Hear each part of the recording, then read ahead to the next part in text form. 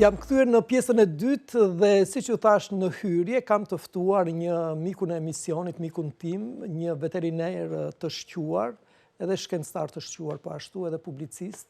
Është autor i 2 librave për veterinarin, por edhe një sër publikimesh që ai ka kryer në revista shkencore, është i pranishëm edhe në opinionin publik. Ai është doktor Ymer Elezi.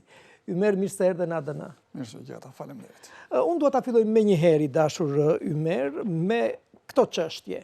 Çfarë po ndodh me bujqësinë dhe me blegtorinë? Pra si mund t'i tregojmë bujqësinë e djeshme dhe bujqësinë e sotme dhe blegtorinë e djeshme dhe blegtorinë e sotme? Në pjesën e dytë pastaj do të kemi parasysh ose do të përpiqemi ta interpretojmë edhe një protestë që kanë zhvilluar blegtorët shqiptar para disa kohësh për shkak të financimit apo për shkak edhe të bllokimit të prodhimit blegtoral, sepse para disa kohësh deputeti Elion Braçë deklaroi në parlament që ka disa grupe interesi që kanë bllokuar dhe që bllokojnë prodhimin e qumshtit vendas. Po do t'i marrim dal nga dal. Unë dua të më bëni një pasqyrim të thjeshtë me fjalë se si kemi arritur deri këtu, pra çfarë ka ndodhur. Dhe do të lutesh regjis që të vendoste pamje 9, skema. Ju më keni dërguar një skemë jashtë këtu. Tani, çdo shtet në ecurinë e zhvillimit të tij, bujqësia dhe blegëria është pjesë thelbësore e zhvillimit ekonomik. Kjo çështje lidhet jo vetëm me prirja apo dëshira të drejtuesve të shtetit, por si nevojë e popullit dhe si nevojë e gjithë komunitetit për produkte ushqimore me bazë të bujqësisë dhe produkte shtatësore me bazë blegtorisë. Bujqësia që ne edhe blegtoria është zhvilluar dhe kur ne nuk kemi qenë shtet, para vitit 1912. Dhe kemi pas një numër të konsiderueshëm krerësh. Por pas vitit 1912, kur ne formom shtetin dhe në vijim, kuptohet bujqësia dhe blegtoria u bë një standard shtetëror, i cili u pa dhe me syrin e shtetarëve, por të vënë në rrugën e zhvillimit. Ajo që mund të vendosni edhe pamjen 13 veterinaria në vite që ju më keni dërguar. Po. Ajo që unë dua të theksoj këtu, vetë blegtoria dhe bujqësia ka kaluar në fazën e monarkisë, para viteve 90. Dhe pamjen 13 regjia. Pas viteve 90. Po t'i kthehemi konkretisht problemit, duke ju larguar pjesës propagandistike, ne kemi një blegtori e cila për efekt traditës, kushteve natyrore dhe specifikave të vendit tonë, fshatari edhe popullsia rurale ka qenë gjithnjë lidhur me kafshën dhe me tokë. Ky është një dokumentar, një reportazh që unë kam gjetur në vitin 1951. Okej. Ashtu. Dhe po t'i referohemi shifrave, ne kemi pas një blegtori shumë zhvilluar, edhe pse shumë gjëra nuk i kishim zhvilluar. Kemi pas numër krerësh të konsiderueshëm, që në kohë të mbretërisë, që në kohë të monarkisë, e cila shkonte totalisht me gjitha speciet rreth 6.5 milion krerë. Të ndarë në gjedh, në të leshta, në të imta, në shpend, në bletari.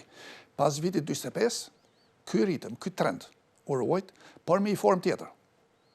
Tani nuk flitesh më për obor privat, sepse obori kooperativistë u ngushtua, dhe u kalua në fermat e mëdha, në komplekset blegtorale, të cilët mbulonin me prodhim qumshti dhe mishi në nivel kombëtar.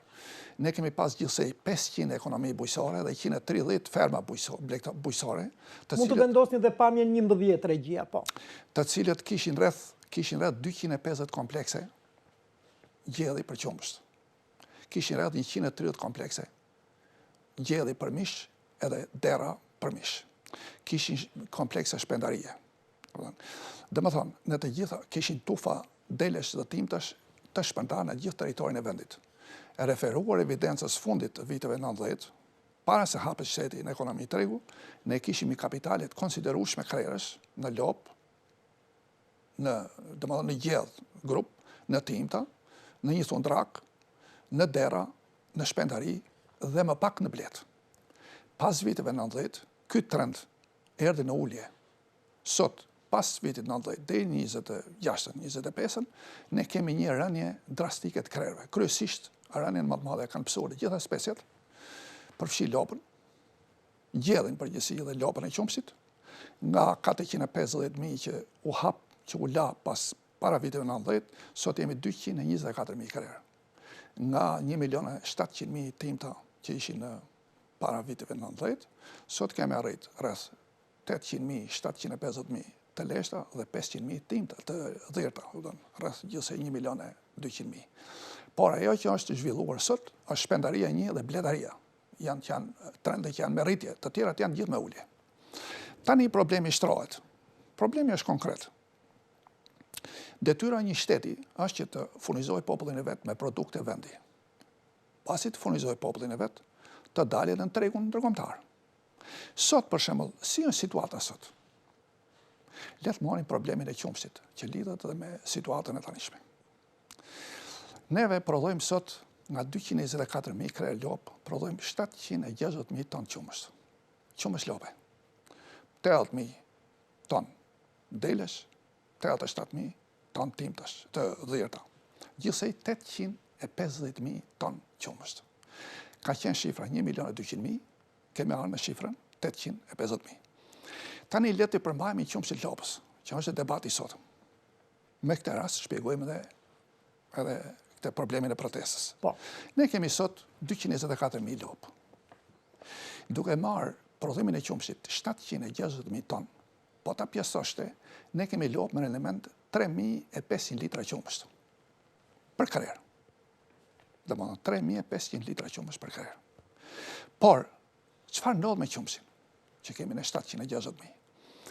Rreth 70.000 ton i duhen viçat për veten e vetë. Rreth 100.000 ton e duhen fermerët vetë për nevojat e veta familjare. Kjo i zbritet sasisë totale. Dhe më thonë, neve sot nuk dalim treg me qumësht lope, 760.000, por rreth 600.000 delin treg, sepse pjesa tjetër është pjesë e konsumit brendshëm. Tani, neve themi që financojmë. Çfarë financojmë? Ne financojmë 5 krerë e lartë. Çfarë është kjo? Sa përbëjnë të 5 krerë e lartë në 226.000? Janë 120.000 krerë.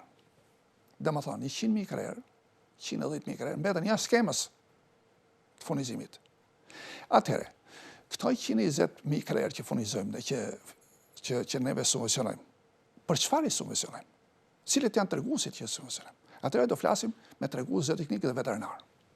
Para se shkojmë te ekonomia, kur bëhet plani i subvencionit, duhet studiohet treguesit zooteknik dhe veterinar. Cilët janë racat sot? Racat sot që kemi neve, përderisa ne marrim 3.500 litra qumësht për krerë, atë racat që kemi ne sot. Më falni, regjia mund të shikoni edhe pamjet 11 dhe 12, në qoftë se i keni aty. Atëherë, dhe më thonë, ne kemi raca sot të cilat, dhe më thonë, qumshin përgjithsisht e japin 50% krerëve, që mund të janë raca përmisura. 50% krerëve që janë jashtë saj, janë jashtë standardit, sepse vërtet neve mund të marrim qumësht 760.000 ton. Por kemi kategori që japin 20 litra qumësht ditë, po mesatare i del që kemi edhe lopë që kemi 5 litra, me 6 litra. Atëherë pra, neve sot ajo duhet, studimi i Ministrisë Bujqësisë duhet përqendrohet struktura racore, struktura tufave, si e kemi. Duhet shikoj strukturën e tufave. Po që të shikoj strukturën e tufave, për shembull, aja duhet ta nisi çyke problemet racore, çyke pjelloria, çyke motivimi i viçave të lindur për të krijuar një remont modern. Ne nuk financojmë remontin. Çfarë do të thotë që nuk financojmë remontin? Ne nuk financojmë remontin. Ne, për shembull, si rregull është që një fermer që ka 10 lopë, 30% është remont. Dhe më thonë, 30% duhet marrë viça femra. Edhe këto viça femra, për këta duhet financohet. Që të kapim parametrat zooteknik. Le të marrësh ti nga jashtë një lopë që prodhon 25 litra, 30 litra qumësht. Po në rast se ti nuk zbaton parametrat e mirëqenies në vendin ku i sill, ato degenerojnë. Edhe nuk ta japin prodhimin që kanë origjinën. Në kartel ti mund t'i kesh blerë me tregues lart prodhimi. Po në rast se ti nuk krijon kushtet në vendin ku i sill, edhe kushtet janë, e para janë baza ushqimore, që do të jetë e balancuar në proteina me gjitha elementet e tjerë, tjetra është kushtet e stërhimit, tjetra është problemet e riprodhimit, dhe problemet tjetër është mbrojtja nga smundjet. Domethënë, të 5 element të përbashkët duhen parë me specialista. Nëse ne nuk i marrim parasysh këta element, atëherë ato racat që marrim ne nuk e justifikojnë prodhimin. Po. Tani, sot ne problemi shtrohet. sot tregu është mbushur me shumë ekspertizë. Ka ekspert nga më të ndryshmit që japin mendime të ndryshme si mund dilet nga situata. Çfarë duhet bërë? Shiko, e para njerë nuk ka dhe një ide të qartë sot si është e organizuar blegtoria. Sepse, mbi ç'bazë është e organizuar? Sepse, në fakt, nuk shkohet ke treguesit ekonomik pa shkuar te treguesit zooteknik përpara. Domethënë një program bëhet me tregues zooteknik. Kjo nuk bëhet. Nuk është bërë. Pse? Sepse ne nuk kemi një drejtori blegtorie. Ne kemi një stat që ma treguesit, po një stati i merr si shifra të dekura, sa krerë janë, sa prodhim kanë etj etj, i stati nuk bën analizë. Ne nuk kemi drejtori blegtorie me ekspert që të analizonin cili janë racat që kemi, cili do të janë racat për kryqëzim artificial, cilët janë prodhimtaria, cilët janë defektet, edhe cili është shpërndarja rajonale e racave. Nëse kemi këte. Nuk e ka Ministria Bujqësisë, nuk e ka një drejtori tillë. Domethënë gjithçka thoni ju është lënë spontanitet. Domethënë kjo është lënë, kjo ka përfunduar në vend që ta nisësh në krye problemin, e ta morësh hallk pas hallkës shkoste ke kosto. Analizohen problemet në fund. Duke analizuar problemet në fund ta mbeten errët dhe kushdo që i ndjon nuk e merr vesh çka kërkohet. Nuk e merr vesh çka kërkohet. Dikush jep idenë të mbështesim për një si qumshi. Dikush jep idenë për krerë. Cila është forma më e mirë? Cila është forma më e mirë? Për mua, për shembull, që jam specialist, edhe prodhimi, edhe për krerë janë e njëjta gjë. Se në qoftë se ti financon blegtori për krerë dhe i standardizon i thua që ky lek do të shkojë për këta parametra 1, 2, 3 dhe ja përcakton ti ku do shkojë ky lek, atëherë ajo jep efektin e jep impaktin e jep ke qumshi. Pa edhe ti nëse simulon qumshin, ata para që më shtet ti do i shkojnë me këta.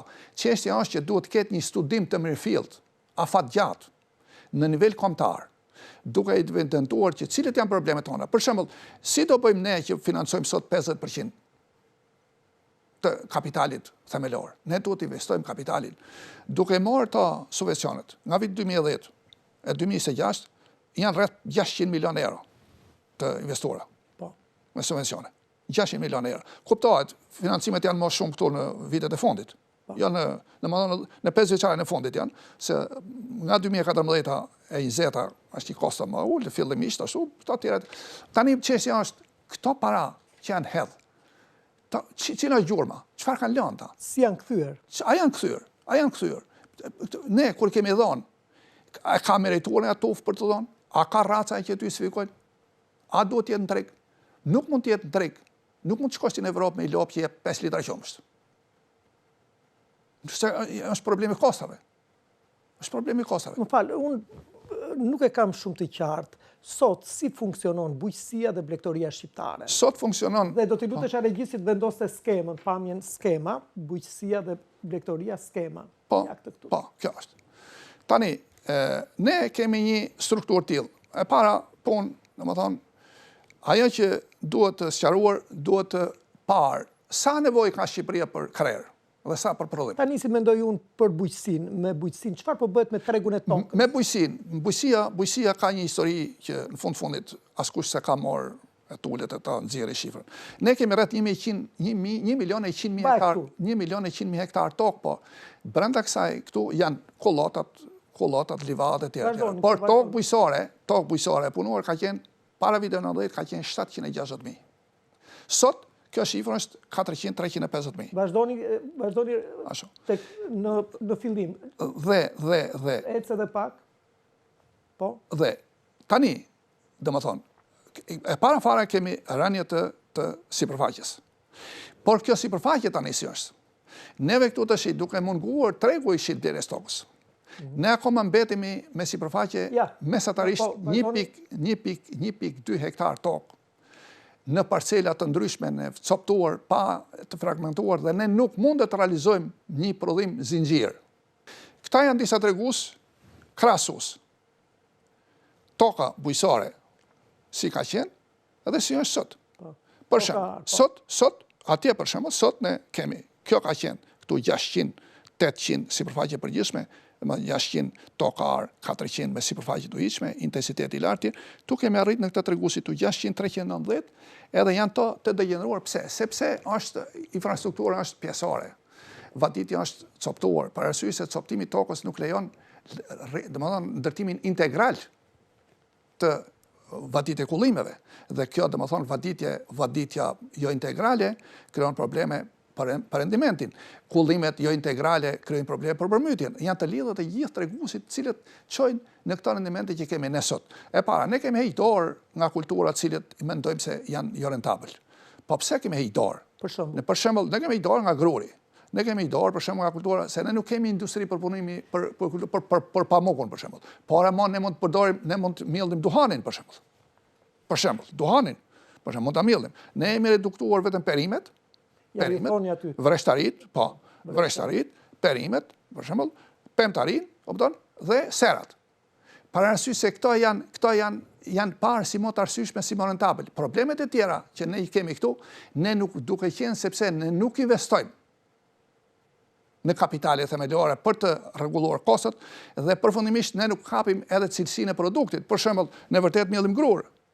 Po gruri jon për shembull nuk kap nivelin e proteinës që duhet për bukë, edhe del jashtë i standardi. Pse nuk kap? Sepse ne nuk kemi elementet e agroteknikës. Dhe normalisht ne për shembull gruri jon ngel i pashitur. Atëherë detyrimisht tregu i drejtohet tregut jashtëm, domethënë. Kështu është për problemet e tjera. Ne para 90-s bujësia shqiptare çante të gjitha shtetet. Jo blegtoria. Nuk ka pas eksport blegtoria, sepse blegtoria ka qenë gjithmonë me deficite. Se ka një shifër tjetër këtu tani. Për shembull, se ne na favorizon bujësi, ne na favorizon në blegtori. Do dalim te blegtoria, po të vazhdojmë me Dhe problemet e kësaj, problemet e bujësisë për shembull, janë kapilare. Pa i bëjmë dot neve ta zgjidhim në mënyrë tërësisht me një plan unik, nuk e bëjmë dot, për arsye se ne fillimi është i gabuar. Neve kemi problemin coptimi tokës, fragmentimi tokës, për shembull, edhe shumë pronar në një sipërfaqe unike toke, e pamundur për të bashkuar. Aq më tepër një pjesë e tyre kanë ikë. Kupton? Ne nuk mund të garantojmë sipërfaqe të mjaftueshme që të kërkojmë të ndërtojmë ferma, të cilët që të jenë për shembull në treg, të dalin treg me çmime konkurruese. Që ti të përdorësh agroteknik. Nuk mund të përdorësh agroteknik pa pas një sipërfaqe, ne kemi pas standardizuar me 10 hektar, po të paktën të jenë sipërfaqe 5 hektarësh e lartë, në mënyrë që ne të futet agroteknika, sepse sot agroteknika është e telekomanduar. Nuk mund të punojë në sipërfaqe të vogla, Dhe në këtë rast për shembull duhet parë tani për mos më dhon vetëm kritika, për mos më qenë edhe krizer. Çështja është unë kam mendimin që bujësia nuk bëhet me një mandat. As me vetëm me një palë. Mund të kesh 100 mandate nga 140 që ka parlamenti, ja thuani bëj vetë. Më keni dhënë një shifër që më duk shumë interesante, nga 1912 deri deri 90-ën kemi pasur këto problem, ta kam thonë për ministrat, ata që kanë ne kemi qeverit kanë qenë kështu, domethënë. Gjithsej ministra janë 46. Gjithsej deri sot 46 ministra. Nga 1912 deri 90-ën kanë qenë 24 ministra. 22 ministra. Nga 90 e këtij janë 24 ministra që bëjnë 46. Domethënë 35 vjet 24, për 100 vjet. A ne për 100 vjet 22. Këte kemi 24 për 20. Kjo i tregon kjo tregon që nuk kemi ulur seriozisht, domethënë që të bëjmë një lëvizeni strategji të faqja e 2. Të bëjmë një strategji e cila të rezistojë kohës. Këtu. Blegtoria tash. Kjo blegtoria tani këtu është vërtet shumë e çuditshme. Nuk jemi as në vitin 32. Shihni, në 1932 jemi sikur jemi këtu. Në vitin 1932 kemi pasur 300.000 krerë. 300.000 krerë, sikur jemi këtu. Në 90-ën 300.000. Tu jetë 226.000. Tani, bollicat janë zhluk fare, një kafshë shumë rentabël. Shit tani delet, 2 milion e gjysë atje. 1.600.000. 1 milion tu. 1.600.000. Po. 1.500.000. 1.500.000, 512. Dhe shikoni numri i popullsisë. Shikoni tash. Popullsia është 1.020.000 dhe shikoni krerët si kanë qenë. Tani shifsi të gjitha treguesit janë tu. Janë për të ullë për thonë, si mund të shkojmë, si mund të dalim, si mund dalim, dhe që të dalim, për shembull, që të dalim, e para fare, domethënë, kapitulli i parë, duhet të jetë ky problemi veterinar. Domethënë, po, dhe kaloni tek faqja 4 e gjia. Po. Masi të shkoj kështu, problemi i dytë duhet të jetë problem strukturor. Si do mbahen ta kafsh, cila është baza e stërhimit, cilët janë ndërtimet, cilët janë vendstërhimet. Kolona tjetër është baza ushqimore. Dhe kolona 4 është ekspertiza ekonomike. Kolona 4 është ekspertiza. Masi të vesh të 3 kolonat. Jam mbaj këtu. Atëherë vim në planin që ekonomistët morin të 3 elementet, edhe thonë që kjo del kështu, edhe ne sot për shembull, ne nuk i morin fare këto problem. Fare, nuk merret kush me atë punë. Sepse për shembull ju thoni shqetësimi juaj ka qenë i dashur Ymer që i është hequr kërkimi shkencor këtij sektori. Dhe ju keni Kjo është kërkimi shkencor, është kërkimi shkencor një shtet që pretendon se ka arsim të lartë. Ka arsim të lartë, ka kuadra të larta dhe nuk ka kërkim shkencor, i gjithë arsimi i lartë është në nivelin i pabesueshëm. Sepse të gjithë arsimi i lartë mbështetet mbi kërkimin shkencor. Nuk ka veterinari, pa updetuar. Shikon si është vendimarrja aty. Domethënë, vendimarrja aty. Këtu për shembull, këtu. Instituti i kërkimeve veterinare krijohet në Fakultetin e Mjekësisë. Po, krijohet Instituti i Zooteknisë në Shkodër. Instituti i Zooteknisë në Shkodër. Fakulteti Veterinare Tiranë, Instituti i Kërkimeve Biologjike Tiranë. Po, veterinari për bujqësinë. Instituti i Kërkimeve Bujqësore Lushi, Instituti i Perimeve Patateve Tiranë, Instituti i Studimit Tokave Tiranë. Çfarë kemi sot? Ne sot kemi një qendër të transferimit teknologjive bujqësore në Fushkruaj. Të gjitha këto i mlodhën, ku ishin e kus ishin, i kanë çuar në Fushkruaj dhe kem pas Institutit Rifare Gjera në Fushkruaj. Atje kanë çuar ato, edhe atje kanë mbyll. Të gjitha këta institucione merrshin përsipër problemet e terrenit. Tani sot bëhen tema për shembull që askush nuk i di çfarë janë, pa nuk i vlen as vendit. Domethënë, nuk i vlen as vendit, sepse bëhen për kafshët e luksit, për kafshët e vogla. Nuk bëhen për kafshët e prodhimit, nuk bëhen për gjedhë, nuk bëhen për timtat, nuk ka studime të kësaj natyre. Sot për shembull ne jemi në një situatë, Instituti i Kërkimeve Veterinare për shembull, kishte një total studimesh nga 45 deri në 90, 190 tema studimore. 190 tema studimore. Sot Instituti i Kërkimeve Veterinare është kthyer në thjesht një institucion analizash, laborator që dhe nuk është sektor, nuk është më institucion kërkimi. Atëherë si bëhet një shtet pa ashtu? Është deleguar gjoja Instituti i Kërkimeve Veterinare, atë Institut Bujqësor. Por përpara viteve 90, Ministria e Bujqësisë e kishte partner numër 1 Institutin e lartë bujqësor. Dhe Ministria nuk merrte as vendimarrje pa qenë i firmosur sepse ishte në bordin. Nga Këshilli Shkencor ishte në bord, sepse rektori ishte në bordin e ministrisë, ka pas bord.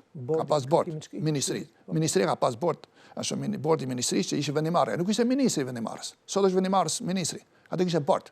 Nuk ashtu. Dhe ministri, për shembull, mblidhte bordin për këta probleme të mëdha dhe rektori ishte antar i bordit. Edhe asgjë nuk kalonte pa kaluar në bord. I dashur Ymer, erdhëm në fund. Ju jeni edhe poet dhe unë do të kisha dëshirë që ta mbyllnim këtë bisedën tonë me një poezi tuaj. Nuk e di, e keni aty mund të ma lexoni aty poezin tuaj? Po ande shiko, lexojeni ju se unë vetë lexoj jo. Kështu që më mirë ju a japim. Unë do ta lexoj, ju ma keni dërguar dhe mua më pëlqeu si poezi. Unë nuk e lexoj se unë shkruaj thjesht për shijet e mia në fakt. Mua më pëlqeu dhe poezia që ju botoni është poezi që shoqëron shqetësimin tuaj si intelektual, po i jep edhe një përmas tjetër. Mirësia brenda meje, thoni ju, kur mos më shihni si dukem, i ashpër i vrullshëm i dyzuar, brenda fshehur e strukur, mirësia gjithnjë më rizgjuar. Kur më mbulon terri e gërsis, djallëzia më mbërthen e kaplon, brenda ndizet deliri mirësis, fort më tund dhe më ndalon. Më thot ëmbël dhe nga dal, mos u rënbe e mos u nxitoje, ktheje fytyrën nga ke ardh, fal gjithë kënd e as kënd mos lëndo.